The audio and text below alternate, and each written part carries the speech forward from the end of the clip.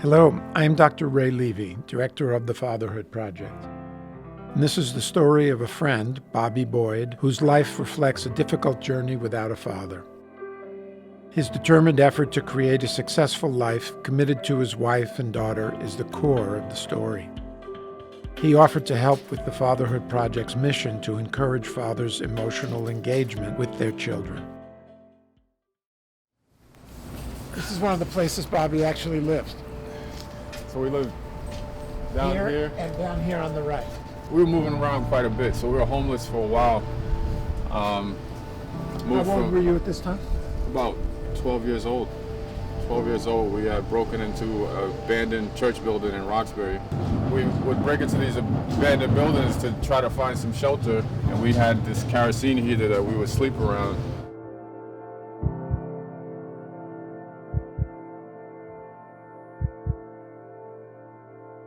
We saw what she went through. We saw the abuse out of some of the failed relationships. We would hear the rumblings in the household, and my brother and I, we would try to intervene. We weren't strong enough to stop the guy. He would always come home and he would throw himself on the couch. We put a bunch of knives under the pillow and kind of put the pillow over it. Blades up, hoping that it would do something. Thankfully, my mother found it before it happened, and at that moment, she moved us out.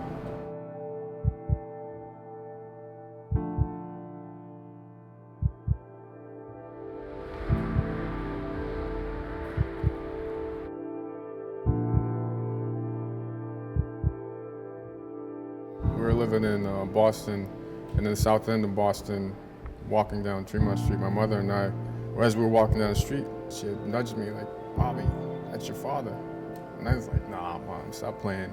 As we're coming to the corner of the street, he walks over and they greet each other, but it wasn't like this extremely warm greeting, and it was a shock. It was like I didn't know, I was almost numb. We exchanged some information to try to stay in contact with each other. I thought he was gonna fill some of the voids that I had felt a father should be. He was, whistling at women, and the way he was carrying on, almost trying to impress me, I wasn't impressed by it. So the relationship didn't go that much farther after meeting him.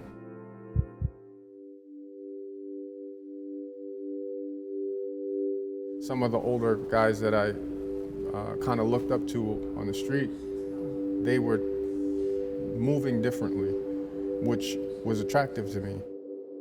Some of my peers were wholeheartedly into that lifestyle. Drugs and the car theft and the guns.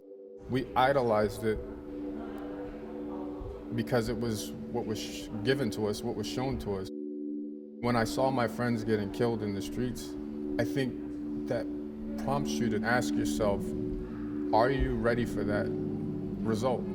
Are you ready for that to be the end of your story?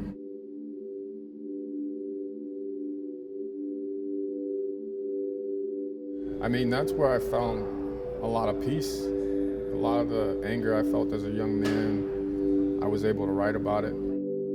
It was a way to express myself without actually going out here and doing some of these atrocities that happen on the street.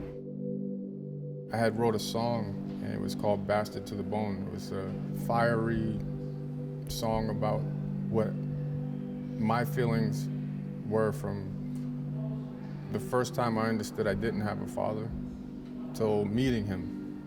I realized early on that we weren't going to have much of a relationship.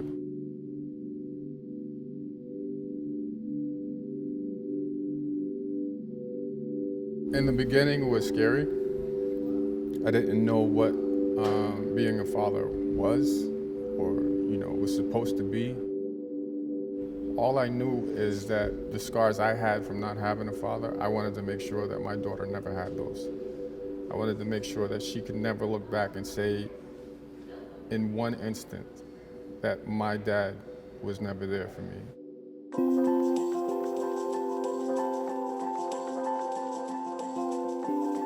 Being in her life and seeing her growth and development from the balance of having two parents, and knowing that each parent gives something completely different than the other one. She gets different things from my wife than she gets from me. the two of those things are needed to develop a strong, confident child.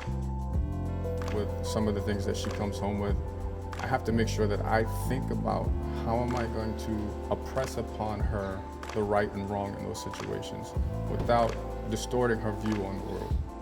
Where I am now, I'm general sales manager, Cambridge Honda. I consider myself somewhat successful in the field of automotive sales. I've been doing it for about 15 years. I make good money for my family. If there is a way to say what fatherhood is, I think you have to have that person to lean on, where you're a united front in the household, where you're not separate. You don't sound like you're embarrassed that you need help sometimes. I need help all the time. I need help all the time. And you know what? That's a good thing.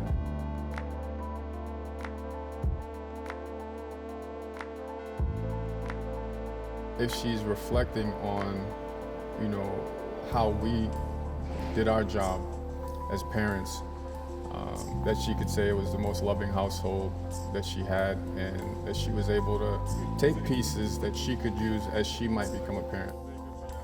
I hope she can always say that I was that loving father and I tried to support her in the best way I could. We know that a father's emotional engagement with his children predicts improved social, emotional, behavioral, and academic outcomes.